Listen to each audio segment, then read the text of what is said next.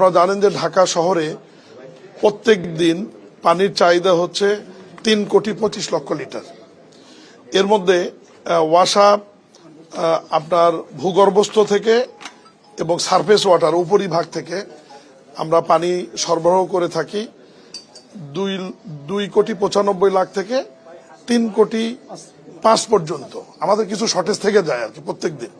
তো এই শর্টেজকে মাথায় রেখে এবং আগামী দিনগুলোতে ঢাকার জনসংখ্যা বৃদ্ধির প্রবণতা যেহেতু বাড়ছে, সব মিলিয়ে ইতিমধ্যে আমাদের একটি প্রকল্প গন্ধবপুর প্রকল্প, যেটি মেঘনা থেকে আসছে, সেটি অচিরেই চালু হবে।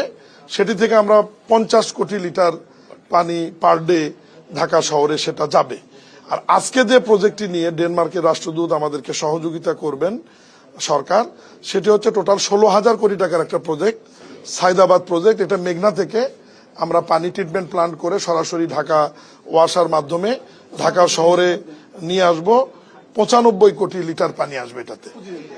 এই 16,000 কোটি টাকার মধ্যে ইতিমধ্যেই আমাদের প্রায় 11-12,000 কোটি টাকার কাজ শেষ হয়েছে। এই প্রকল্পটি ছিল 2015 থেকে 2030 শেষ হবে, কিন্তু আমরা টার্গেট করেছি আমরা 2029-এর মধ্যে এটা শেষ করব।